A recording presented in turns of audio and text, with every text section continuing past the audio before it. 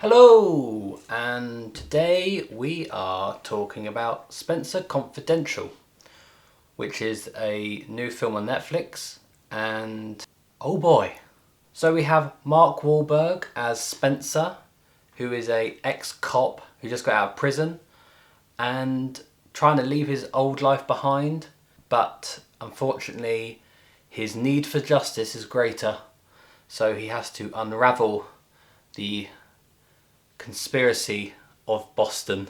We've got a cast of Mark Wahlberg, Winston Duke, Eliza Schlesinger, Alan Arkin, and Post Malone. First of all, tonally, this film is a mess. That leads to some moments where they'll do really dramatic scenes and then immediately followed by light-hearted action comedy.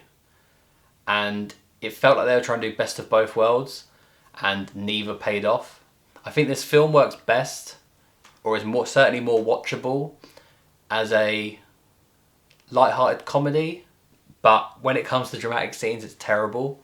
There's one point where a character has a really heartfelt conversation with another character about his dad and his family history and his past, and then immediately it's followed by it's in the same scene. It's immediately followed by a comedy sex scene.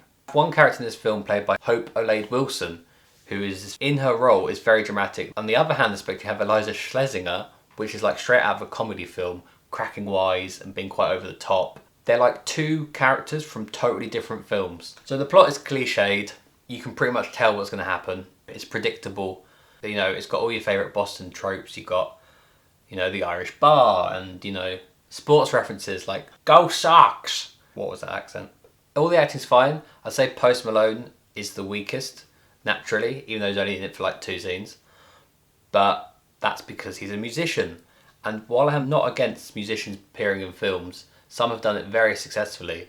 And I understand that when you're a musician, you're a creative person, and sometimes that creative outlet can be explored through different, mediums, but maybe not a Netflix action comedy film. For instance, this face is a genuine reaction.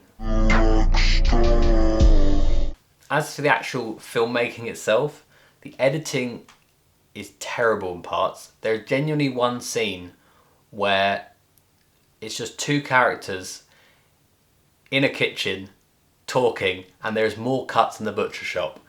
Also, the score for this is dreadful. If it's not cliched library music, with the suspended strings and the light piano and, the occasional strum of an electric guitar. If it's not that, it's 70s rock music.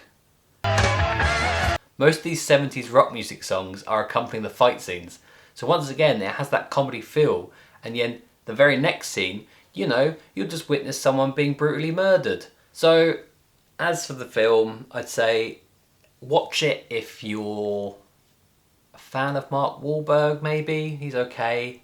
Or if you want to turn your mind off for 2 hours. By the way, 2 hours is way too long, this film. It needs to be an hour and a half tops. So I'd have to give it a 2 out of 5.